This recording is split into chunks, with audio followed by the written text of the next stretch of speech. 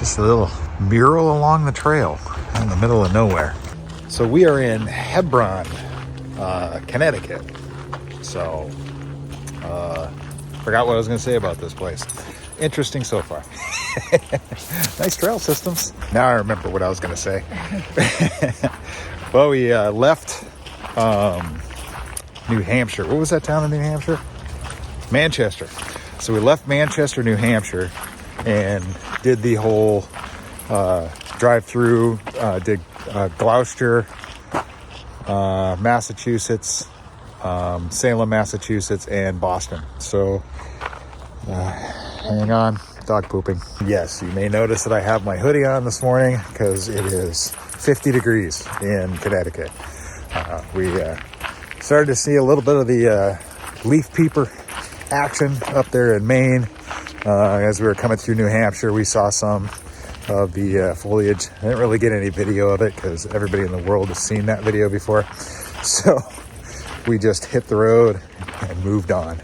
Michelle, starting on the Freedom Trail. The Freedom Trail in Boston is a 2.5-mile long path that takes visitors through 16 historically significant sites, such as the Boston Commons, America's oldest park dating back to 1634. Doesn't smell like urine, which every Seattle park smells like urine, and I haven't even had to step over one pile of human feces yet. So that's impressive, coming from a West Coaster. Massachusetts State House, completed in 1798.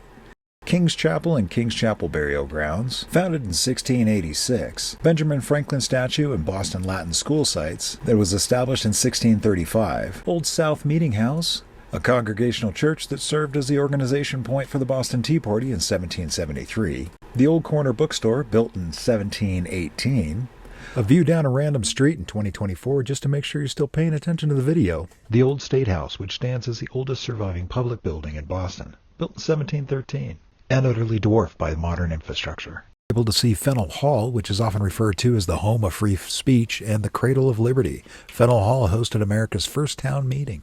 The Paul Revere House, the oldest remaining structure in downtown Boston, built around 1680 and once the home to Paul Revere, who made it famous midnight run in 1775. We cut through the Paul Revere Mall, which not only has a statue of Paul Revere, but probably the single most disgusting porta-john I have ever had the displeasure of walking into. I mean, just look at that face.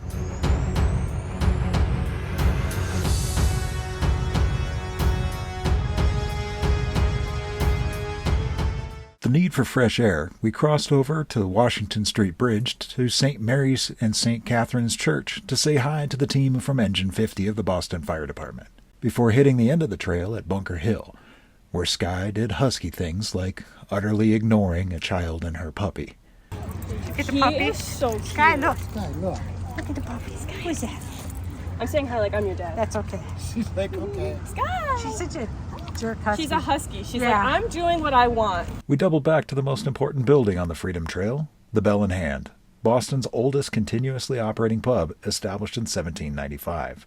Of course, no trip to Boston is complete without a stop by Fenway Park. Well, technically we stopped across the street at the official Red Sox team store to score us a couple of official Boston forehead awnings. From Boston, we headed up to Salem, Massachusetts, and the statue of Samantha from Bewitched. The Salem Heritage Trail is not exactly as well marked as the Boston Heritage Trail, the Freedom Trail, but we're going to follow it anyway. Right into construction. Hey, look at this house. Got it. This house was built in 1675, so it's the oldest house, oldest middle-class house in Salem. Kind of cool. What you see here is the Friendship of Salem, a full-size, fully operational replica of the Friendship cargo ship built in Salem back in 1797. The original Friendship was captured by the British in 1812 and sold at auction in London in 1813 as a prize of war. This replica was built in Albany, New York, and is currently undergoing restorations, scheduled to be reopened to the public sometime in 2026. From Salem, Massachusetts, we drove on down to Hebron, Connecticut, where I promptly slipped off the roof of the truck and fell on the Jeep. It's, yeah. There we go. Now you can see the damage from this side. I'll push out. You go, zoom, zoom, zoom. I let Skye run around the dog park while I contemplated my life choices before I had a stroke of insight. Or possibly just a stroke. There. A little luck from Harbor Freight. we got ourselves a dent puller. Did pretty good.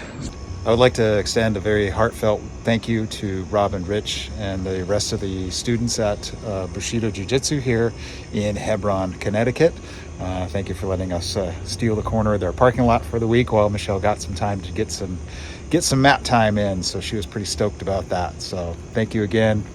Very humbled. And if you're ever in the area and you do jiu-jitsu, I do not.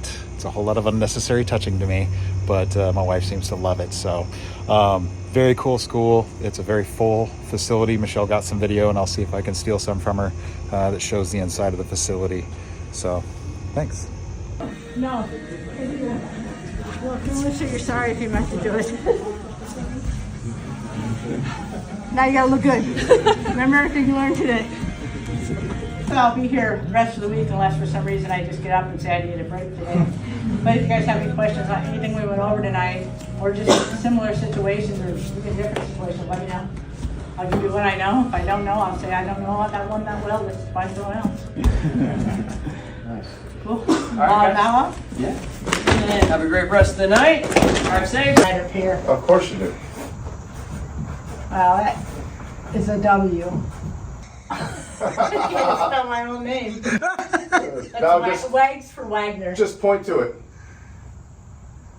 Bushido Jiu-Jitsu offers kids classes as well as adults classes for gi and no gi, as well as a secondary room for weight training. Connecticut is full of very interesting houses.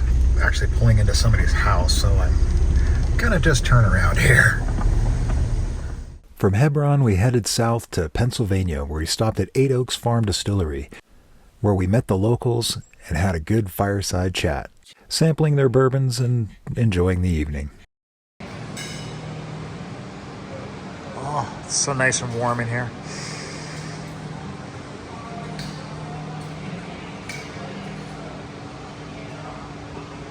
Well, we made it to Pennsylvania, so we're down just near Lancaster, Pennsylvania.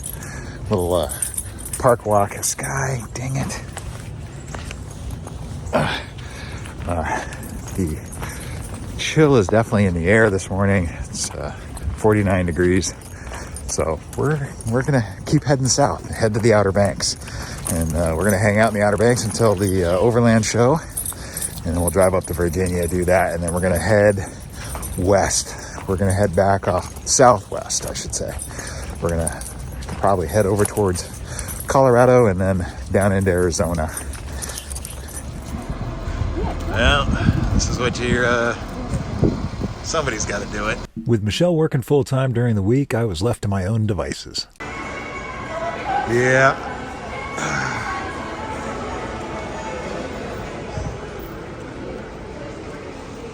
See what you're missing, Michelle?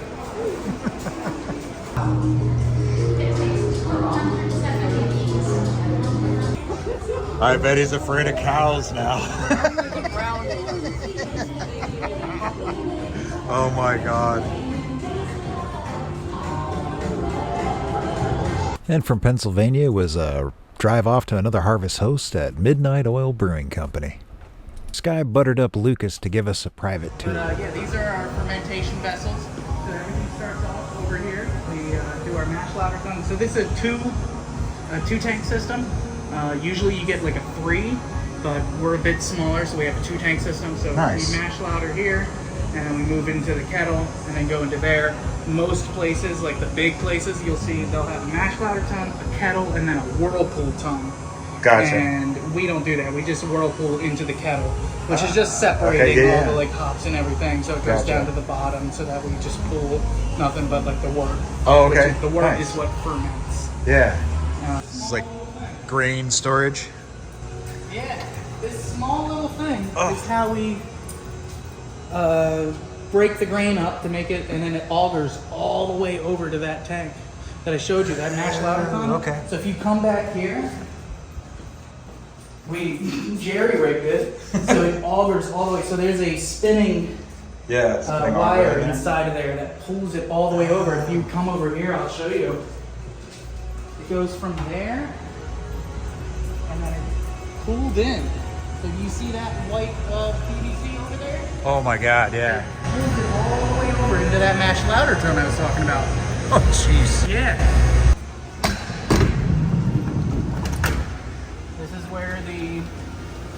are stored. Oh, nice. Soda as well, and so is all the love seed right there. It's by Love Seed. Buy love seat. By Love Seed. Love Seed's really good. That's awesome. And those are the brewer beers right over there. Oh, That's what we keep for ourselves. that's And all cool. the hops are over here. Have you ever smelled hops? Yes. Oh, you have? Yeah. So have you been fresh hops or like pellet hops? Like fresh hops. Ah, So like right off the vine hops. Oh, well, I can't do that for you. We don't have any of those. But we Oh do my God, have I can pellet actually smell it from here. hops. We have pellet hops. What is this? This is North Brewer. And North Brewer pellet hops. Oh, you think this is for you, don't you? Want some? Smell that. Oh, I bet it smells dank. So these are the hops that we use. And most breweries do, actually. Oh wow. Oh, that's cool. Yeah, they look like a little kibble. Yeah. Smell that. It smells exactly like hops. Smells Yeah, it great. does. Holy smokes. That's where we store it. We got our yeast here. All of these are specialty hops. These are the ones we use the most. And these are just our sixtels for now. Oh, nice. All the beer. This is our draft system. It's a lot of fun. And this thing is cool. That is frosty in there. Oh, yeah. 34 degrees. Oh yeah. That's cool. Well, we had to say goodbye to them and step on over to Misspillin River Brewing in Milford, Delaware. And this is what happens when Sky comes to the pub. All the corgis want to say hi.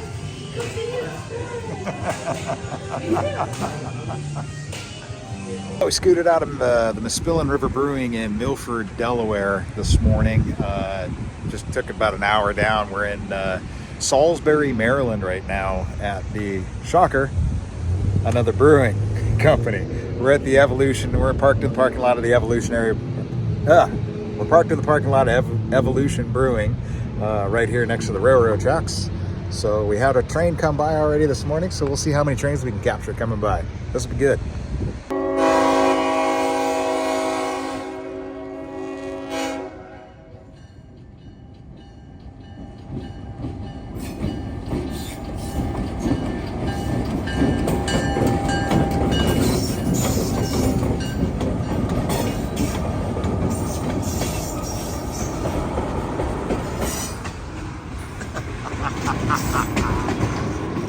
This is gonna be good. The monkey likes to keep the trains. That was Sky's ticket home. You have a husky, this is what you have to put up with. And yes, we, I don't know if you can see that, but we do have to vacuum that almost every other day. Because somebody is blowing their coat, as you can see. Oh, mother. I'll be out. During our morning walk, we found a kid and his grandfather in the middle of the street with a Honda that just went into neutral and wouldn't go into drive. After pushing it off the side of the road, I found that if you just turned it off and then turned it back on, it would go into drive. IT crowd for the win.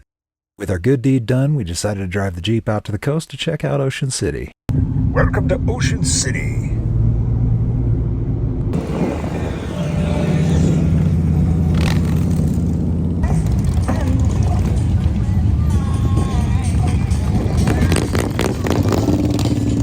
Turns out we came here during, came to Ocean City during Bike Week. So,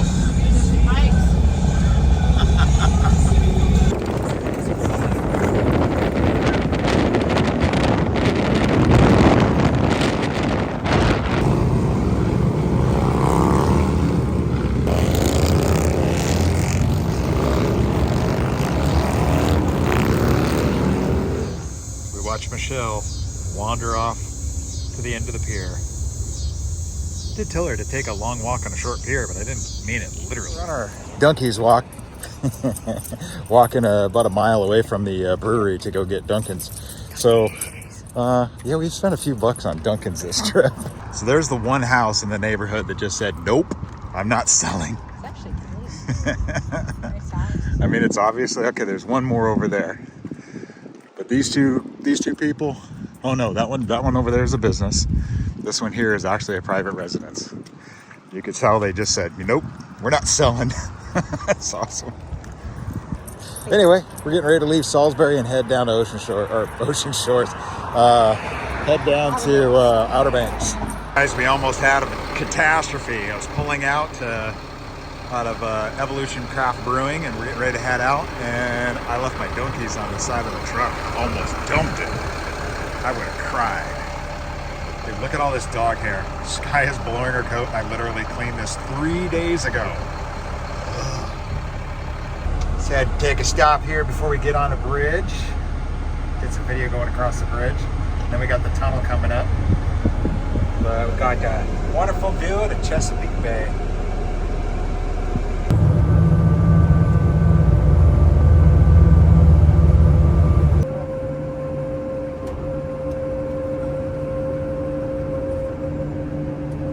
We did a second lane.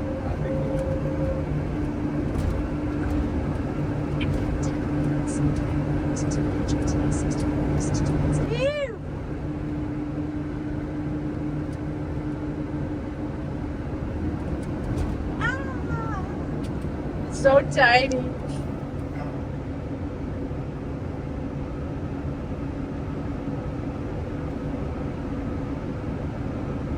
Here's us touching tips with people going the other way.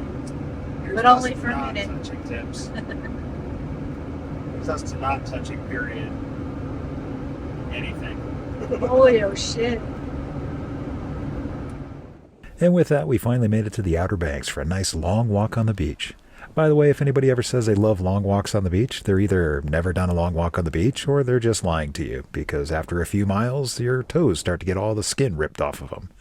But on a better note, thanks for watching, and we'll see you in the next video.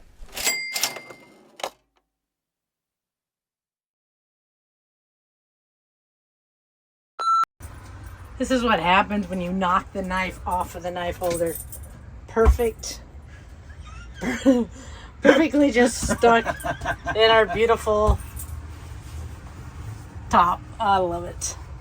And I'll have to explain that one to Chad later. I'll blame it on the dog. Oh, well, we're sitting out here in the Outer Banks and just hanging out on the dunes. Sun's going down. I'm watching the sunset right over there. We just had a great Mexican dinner. I'm completely crippledly stuffed. I'm probably not wearing pants. You know,